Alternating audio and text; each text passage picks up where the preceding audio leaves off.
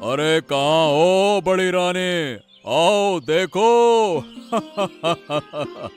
तुम्हारे साथ बात करने के लिए एक नई साथी ले आया हूँ। अब तुम्हें अकेलापन महसूस नहीं होगा। अरे जल्दी आओ।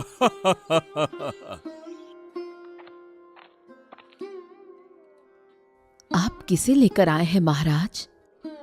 हाँ, इनसे मिलो। ये है मेरी दूसरी रानी, रानी श्रद्धा। आप ये क्या कह रहे हैं महाराज? क्या आपका विवेक खो गया है?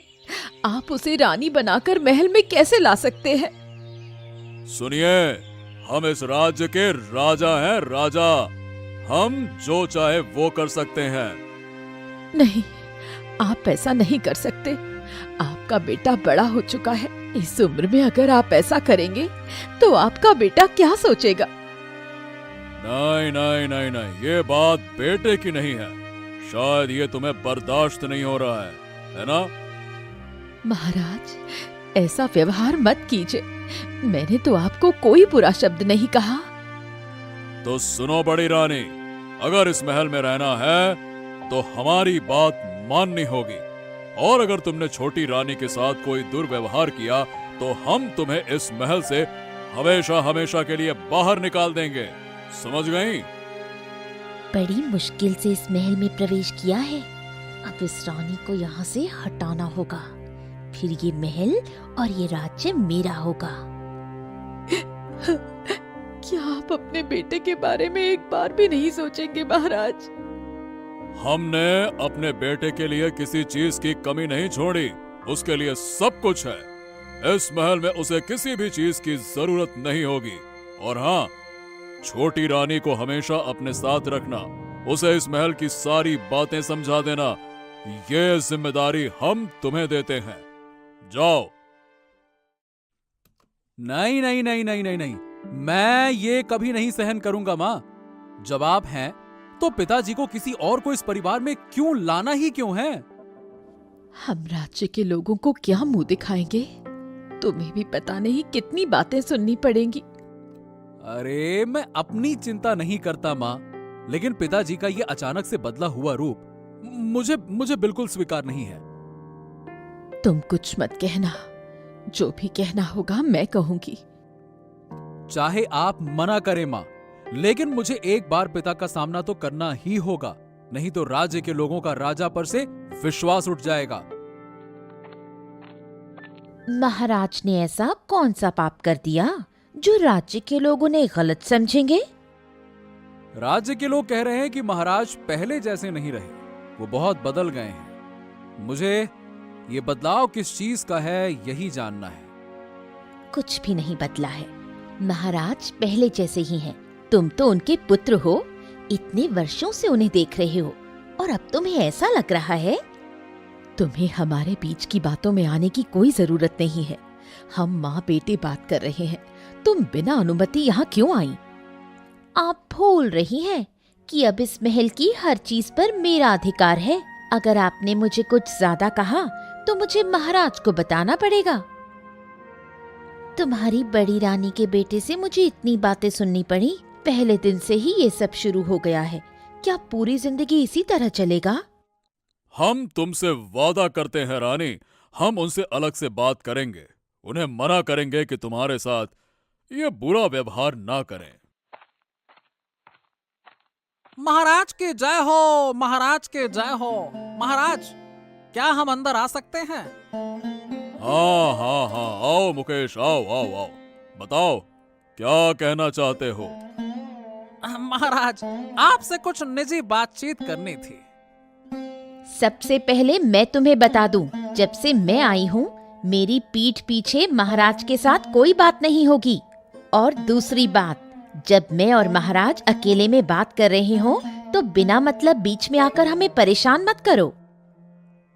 लेकिन महारानी, अगर कोई महत्वपूर्ण बात हो तो महाराज को बताए बिना कैसे रह सकता हूँ? मुकेश, महारानी जो कह रही हैं वो ध्यान से सुनो, ठीक है? उनके सामने बहस मत करो। क्षमा करें, क्षमा करें, मेरी गलती हो गई महारानी। मैं अब किसी भी तरह अचानक यहाँ नहीं आऊंगा, क्षमा चाहूंगा। तो फिर अब यहाँ खड़े क्यों हो? जाओ यहाँ से। लेकिन हमारी जरूरी बात महाराज। हाँ हाँ ठीक है, वो फिर कभी हो जाएगी। अब खड़े खड़े बहस क्या कर रहे हो? जाओ। ठीक है, क्षमा करें महाराज, मैं अभी जाता हूँ, क्षमा करें।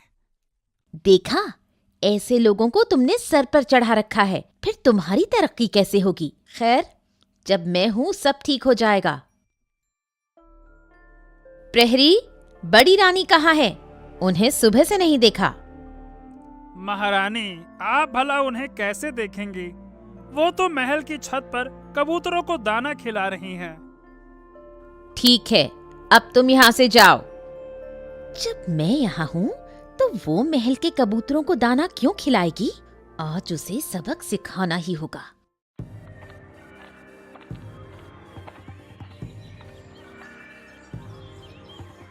यही मौका है। आसपास कोई नहीं है। बड़ी रानी छत के एकदम किनारे खड़ी है। मैं अपना काम चुपचाप कर देती हूँ। कोई है? अरे कोई जल्दी से यहाँ आओ। अरे बड़ी रानी छत से गिर गई हैं। कोई है? अरे जल्दी बचाओ, कोई है? अरे ये क्या हुआ? महारानी ऐसे कैसे नीचे गिर गई? ये क्या हुआ? अरे मैं बाहर पहरा दे रहा था, ऊपर से अचानक से गिरने की आवाज सुनाई दी।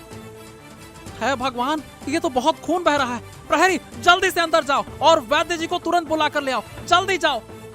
हाँ मंत्री जी, मैं अभी लेकर आता हूँ।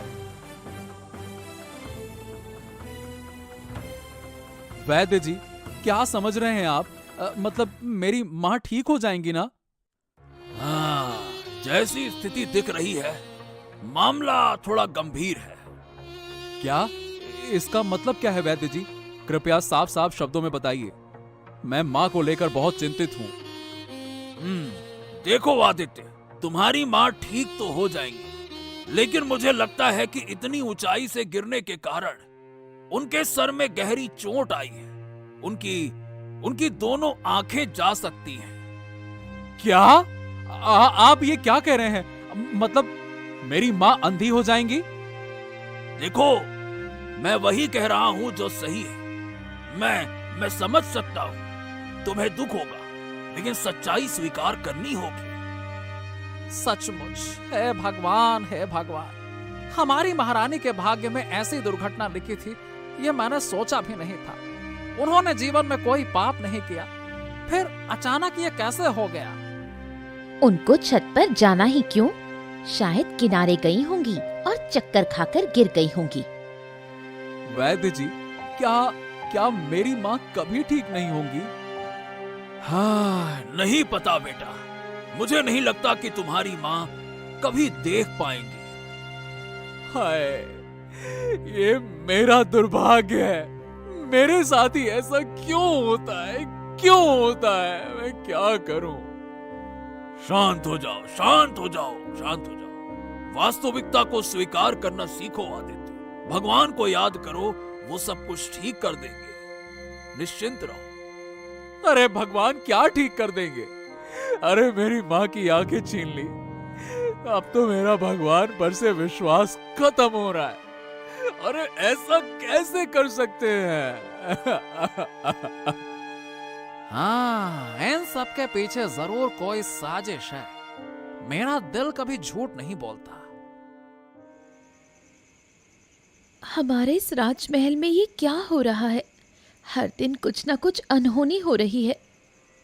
और क्या कहो तुम्हें, हालात तो बिल्कुल बदल से गए हैं। बड़ी महारानी अचानक से छत से कैसे गिर पड़ी, यही बात मुझे शक में डाल रही है। तुम्हें किस पर शक है? मुझे लगता है कि इसके पीछे किसी और का हाथ है।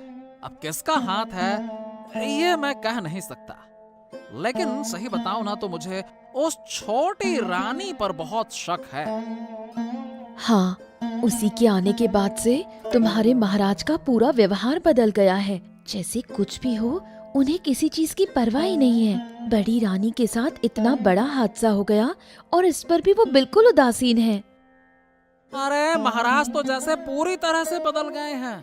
कुछ दिनों पहले ही जब मैं राजमहल गया था तो उन्होंने मुझे इतनी बातें सुनाई, ऐसा लगा कि जैसे मैं महाराज से नहीं किसी अनजान आदमी से बात कर रहा हूँ। हाँ, लेकिन मैंने कुछ नहीं कहा। पर मुझे समझ नहीं आता कि ये छोटी रानी आखिर चाहती क्या है। देखो, ऐसा ना हो कि ये रानी हमारे पूरे राज्य को धीरे धीरे बर्बाद कर दे। बस यही डर मुझे भी है, और शायद एक दिन मेरे सब्र का बांध टूट जाएगा और मैं कुछ कह बैठूंगा, जिसके बाद तो मुझे राजमहल से निकाल दिया जाएगा। तब मैं कैसे जीऊंगा, बस यही सोचता हूं मैं। मेहनत करके खाएंगे, लेकिन कभी भी अन्याय के आगे सिर मत झुकाना। ये बात मैं तुमसे साफ कह रही हूँ। हाँ, तुम्हारे साथ होने से मुझे हिम्मत मिलती है, वरना मैं तो अब तक पगला गया होता। लेकिन उस छोटी रानी से जरा बचकर रहना, वो किसी भी वक्त तुम्हें झूठे मामले में फंसा सकती है। हाँ, मैं उससे सावधान रहूंगा। महाराज, क्या आपने राज्य में चारों ओर हो रही बातें सुनी हैं? प्रजा आपके बारे में क्या कह रही है? नहीं, हमने कुछ नहीं सुना अभी तक। ऐसा क्या हो रहा है रानी? आप बताइए, विस्तार से बताइए। महाराज, आपकी ये अंधी महारानी कब तक इस महल में रहेगी? इसका मतलब वो महल छोड़कर और कहाँ जाएगी? अरे वो भी तो तुम्हारी तरह मेरी रानी है। मैं सब समझ रही हूँ महाराज, लेकिन प्रजा इसे अच्छा नहीं मान रही है। प्रजा कह रही है कि महाराज अंधी महारानी के साथ रहते हैं। क्या? अरे इतना साहस किसका है जो हमारे बारे में ऐसी बातें कर रहा है? वे आपके सामने तो कुछ नहीं कहेंगे, लेकिन पीठ पीछे बातें करते हैं। उनमें से कुछ बातें मेरे कानों तक भी पहुंची हैं। अरे ये तो अपमानजनक है। आखिर इससे छुटकारा कैसे पाया जाए? हाँ, तुम बताओ।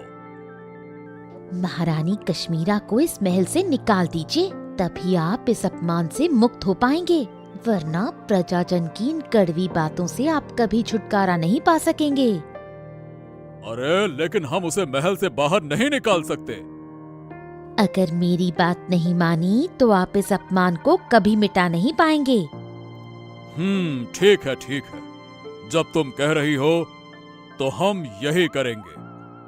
विचार करने की कोई जरूरत नहीं है महाराज। उसके पास तो बेटा भी है, उसकी इतनी चिंता क्यों करना? उसे और उसके बेटे को महल से निकाल दीजिए। हम कल ही इसका इंतजाम करते हैं।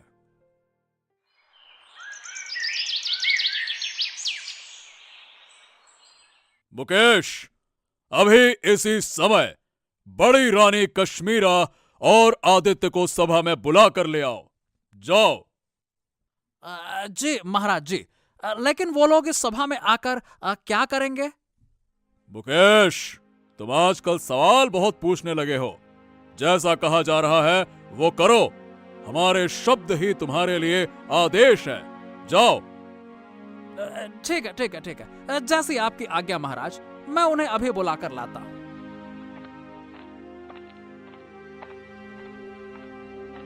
एक खास कारण से अपने निर्णय की सूचना देने के लिए तुम दोनों को यहाँ बुलाया गया है। क्या निर्णय है महाराज का? मेरी माँ ज्यादा देर तक खड़ी नहीं रह सकती हैं। कृपया जल्दी बताया जाए। महारानी कश्मीरा के अंधे होने के बाद से प्रजा हमारे बारे में बहुत उल्टी सीधी बातें कर रही है। ये बातें अब हमारे कानों तक पहुंच चुकी हैं। लेकिन महाराज, हमने तो किसी को आपके बारे में कुछ कहते हुए नहीं सुना। मुकेश, बीच में मत बोलो।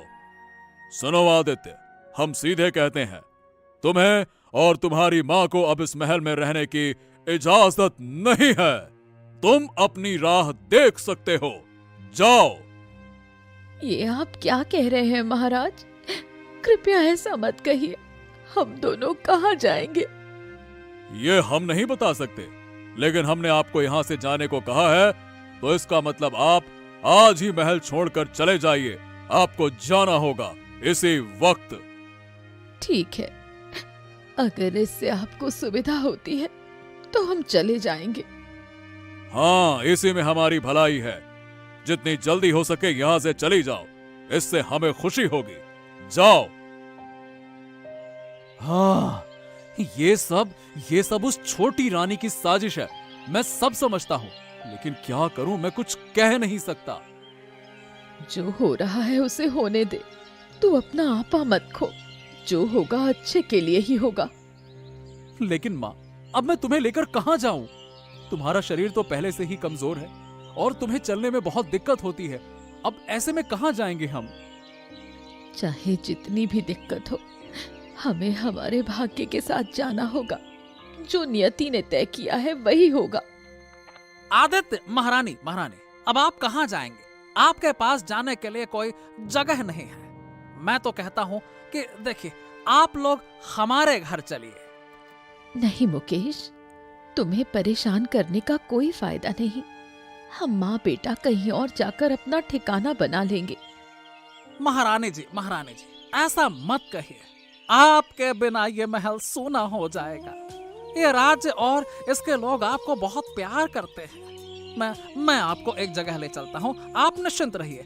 आप दोनों वहाँ आराम से रह सकते हैं, ठीक है? ठीक है, जब तुम कह रहे हो तो हमें वहाँ ले चलो। ठीक है, लेकिन हम जाएंगे कहाँ? आइए, आप दोनों मेरे साथ आइए। मैं आपको एक अच्छी जगह पे ले चलता हूँ। आप कोई चिंता मत कीजिए, निश्चिंत होकर मेरे साथ आइए। आइए। ठीक है। जब आप कह रहे हैं तो हम चलेंगे। हाँ, आइए आदित्य बाबू, आइए, चलिए मेरे साथ। बूढ़ी माँ, अरे ओ बूढ़ी माँ, कहाँ हो? देखिए तो सही, आपके घर कौन आया है। अतिथियों का स्वागत कीजिए। अरे देखिए तो, आपका जीवन धन्य हो जाएगा। अरे महारानी, आप, आदित्य बाबू, आइए, अंदर आइए। अरे पहले अंदर तो लेकर चलो इन्हें, फिर बात करते हैं बूढ़ी माँ। चलो, इन्हें अंदर लेकर चलो। बोलो मुकेश, क्या कहना है बेटा? अरे बूढ़ी माँ, बात यह है कि हमारे महाराज हो गए हैं स्वार्थी। उन्होंने बड़ी रानी माँ और आदित्य बाबू को महल से निकाल दिया है। उनके पास अब जाने के लिए कोई जगह नहीं बचे है, इसीलिए मैं उन्हें आपके पास लेकर आया हूँ। अब देखो, आप मना मत करना, वो आपके साथ रहना चाहते हैं। दया की बात क्यों कर रहे हो मुकेश? महारानी हमारे घर में रहेंगी, ये तो मेरे लिए सौभाग्य की बात है। मैं उनके लिए व्यवस्था कर देती हूँ। क्या सच में आप हमें यहाँ रहने देंगी? क्यों नहीं रहने दूंगी? तुम्हारे लिए मैंने ये छत पाई है। तुम्हें इस छत के नीचे रखने में मुझे कोई परेशानी नहीं होगी। मुकेश, तुम चिंता मत करो, मैं तुम्हारे अनुरोध को ठुकराऊंगी नहीं। ठीक है, चलो, ये बहुत अच्छा हुआ। अब मैं निश्चिंत हुआ। अब बड़ी रानी माँ और आदित्य बाबू को मैं तुम्हारे भरोसे छोड़ रहा हूँ। आदित्य बाबू, आप अपने मन से रहिए, ठीक है ना? निश्चिंत होकर रहिए। इस मुश्किल समय में हम आपके लिए इससे ज्यादा कुछ नहीं कर पाए। हमें दुख तो है और क्षमा भी कीजिएगा, लेकिन हम आपके साथ हैं। आप निश्चिंत रहिए। अरे बस, आप ऐसा मत कहिए। आपने जो किया वो हमारे लिए बहुत है। आपने हमें यहाँ तक पहुँचाया। आपने एक तरह से हमें एक नया जीवन दे दिया। ये बहुत बड़ी बात है। हम धीरे धीरे पहले की तरह जीना शुरू कर देंगे। बहुत बहुत धन्यवाद आपका। महारानी, क्या मैं अंदर आ सकता हूँ? मैं आपके लिए खबर लेकर आया हूँ। आओ प्रहरी, अंदर आओ। बताओ, क्या खबर लाए हो? महारानी जी, मैंने सुना है कि मुकेश ने बड़ी रानी और आदित्य बाबू की मदद की है। हाँ, और जब उन्हें महल से निकाल दिया गया था ना, तो उसने मदद की है। क्या? उसकी हिम्मत बढ़ती जा रही है। वो शुरू से मेरी बात नहीं मानता। अब ये सुनकर मुझे भी बहुत बुरा लगा। महाराज के आदेश का इस तरह से अपमान तो नहीं किया जा सकता। आखिरकार वो महाराज हैं। तुम ठीक कह रहे हो, मुकेश को सजा मिलनी चाहिए। लेकिन महारानी, अगर राज्य के लोगों को पता चला कि आपने मुकेश को बड़ी रानी की मदद करने के लिए सजा दी है, तो इससे हमारी बदनामी हो जाएगी। तुम सही कह रहे हो। फिर क्या किया जाए? अगर आप अनुमति दें तो मैं कुछ कह सकता हूँ। अनुमति लेने की जरूरत नहीं, जो कहना है कहो। देखिए, मेरा सुझाव है कि हम मुकेश को जंगल में ले जाकर बाघ से मरवा दें। तुम सही कह रहे हो, लेकिन महाराज को इसकी भनक लगनी नहीं चाहिए। सब काम चुपचाप हो जाएगा, आप निश्चिंत रहिए। वरना वो भविष्य में महल के राज दूसरों को बताएगा। वो हमारे लिए भविष्य का खतरा है एक तरह से। अगर तुम ये काम कर दोगे तो मैं तुम्हें बहुत सारी स्वर्ण मुद्राएं दूंगी।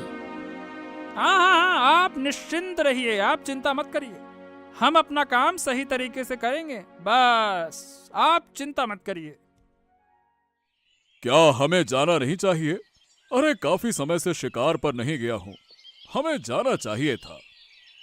फिर आप क्यों जाएंगे? मंत्री जी तो है, जो वो कहेंगे हम वही करेंगे। मुकेश ने तो पहले बड़ी रानी को खुश किया था, अब देखो मेरे लिए कुछ शिकार कर लाओ, मुझे खुश करो। तुम मुकेश के हाथों शिकार देखना चाहती हो, है ना? तुम अब तक जो समझ नहीं पाए वही मैं अब समझ रही हूँ। तो मुकेश, मेरी छोटी रानी की इच्छा पूरी करना तुम्हारा कर्तव्य है ना? बिल्कुल बिल्कुल बिल्कुल, आप चिंता ना करें, मैं सिपाहियों के साथ शिकार लेकर आता हूँ, निश्चिंत रहिए महाराज। आज तुम्हारा आखिरी दिन है, इसके बाद कोई तुम्हें बचा नहीं पाएगा। वो क्या कहेंगे? मैं कह रही हूँ, तुम जाओ और जल्दी से शिकार लेकर लौट आओ। भाइयों, इतने गहरे जंगल में जाने का कोई फायदा नहीं है, वहां बहुत सारे हिंसक जानवर हैं। ज्यादा जंगल में गए तो हमें परेशानी हो सकती है, ठीक है ना?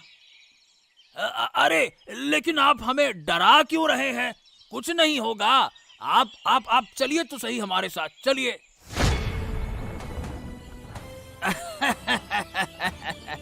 अब मुकेश तू भागेगा कहाँ? तुझे आज यही चोटिल करके छोड़ देंगे, मर जाएगा अपने आप। अरे तुम लोग ये क्या कर रहे हो भाई? ऐसा कैसे कर सकते हो? आ,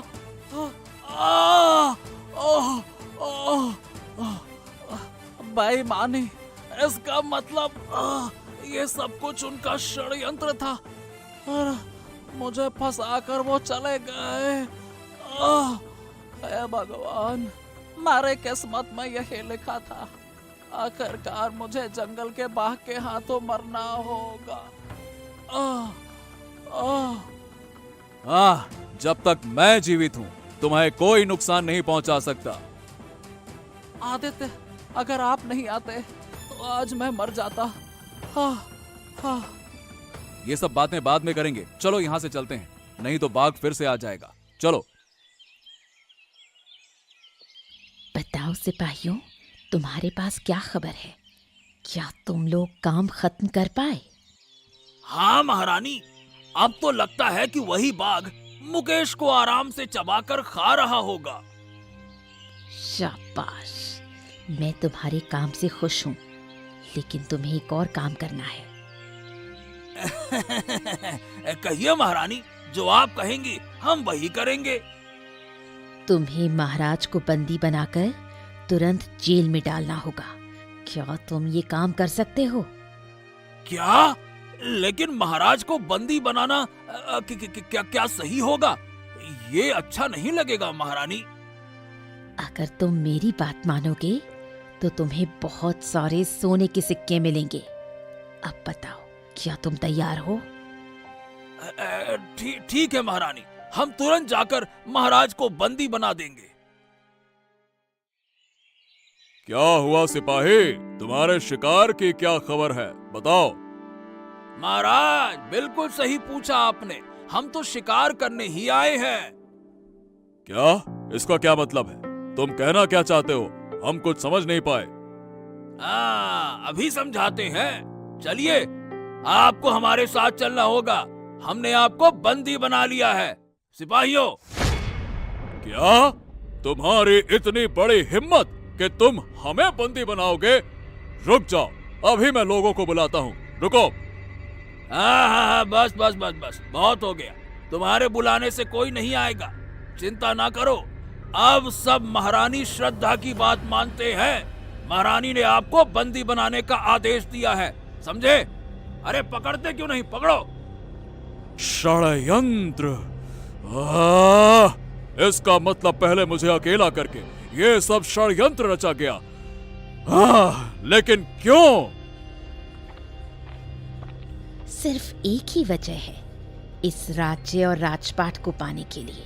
कोई तुम्हें नहीं बचा पाएगा महाराज, अगर तुम अपना अच्छा चाहते हो।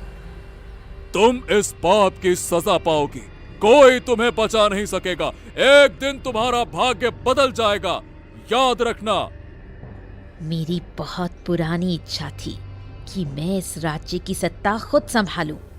कोई भी मेरी इस इच्छा को नहीं बदल सकता। आप बातें बहुत बढ़ा रहे हैं महाराज, अब जल्दी से चलिए हमारे साथ। हमारे पास और भी बहुत काम है, महारानी के बहुत से काम निपटाने हैं। जल्दी चलिए, चलो, ले चलो। मुझे गुप्त सूत्र से खबर मिली है, छोटी रानी ने हमारे महाराज को बंदी बना लिया है। मुझे पता था एक दिन ऐसा ही होगा। महाराज को जिस तरह से वो अपनी गिरफ्त में ले रहे थे, ये तो होना ही था। लेकिन क्या हमारे महाराज पूरी जिंदगी इस तरह बंदी रहेंगे? जिन्होंने मेरी माँ को तकलीफ दी है, उन्हें तो सजा मिलनी ही चाहिए बूढ़ी माँ। इसके अलावा और कोई रास्ता नहीं है। आदित्य बाबू, किसी भी हाल में ये खबर हमारी बड़ी रानी तक ना पहुंच पाए, वरना वो बहुत दुखी होंगी। ये तो सच है, लेकिन सवाल ये है कि छोटी रानी ने राज्य पर कब्जा कर लिया है। हम अब यहां तो नहीं रह सकते। वो लोग पहरेदार लगाकर हमें नुकसान पहुंचाने की कोशिश करेंगे। हाँ बिल्कुल, वो हमें खोजकर फिर से नुकसान पहुंचाने की कोशिश करेंगे। हम उन्हें ऐसा मौका नहीं देंगे। हमें आज ही इस राज्य को छोड़कर बहुत दूर जाना होगा। लेकिन क्या छोटी महारानी को इस पाप की सजा नहीं मिलेगी? वक्त आ गया है कि वो लोग जरूर अपनी बुराई का परिणाम भुगतेंगे। मैंने सब कुछ सुन लिया है। मुझे सच में बहुत दुख हो रहा है कि महाराज अपने ही जाल में फंस गए हैं। नहीं, बस बस बस, तुम दुखी मत हो माँ। तुम दुखी मत हो। उनकी बुराई का परिणाम उन्हें मिलेगा। हमें राजमहल से निकाल दिया गया, अब हम कभी वहां नहीं जाएंगे। तो सुनो, उस दिन जब मैं छत पर कबूतरों को खाना दे रही थी, तब मुझे किसी ने पीछे से धक्का दिया था। मेरा विश्वास है कि वो छोटी रानी के अलावा और कोई नहीं था। हाँ, मेरा शक बिल्कुल सही था। मेरा दिल कहता था कि महारानी के साथ षड्यंत्र हुआ है। देखा, मैंने कहा था ना। हाँ, लेकिन मेरी पत्नी अब अकेली है। आज रात उसे लेकर आऊं, और अंधेरे में हमें छुपने के लिए जगह चाहिए। क्या आप तैयार हैं महारानी? फिलहाल बचने के लिए और कोई रास्ता नहीं है। आज रात ही हम यहाँ से चले जाएंगे।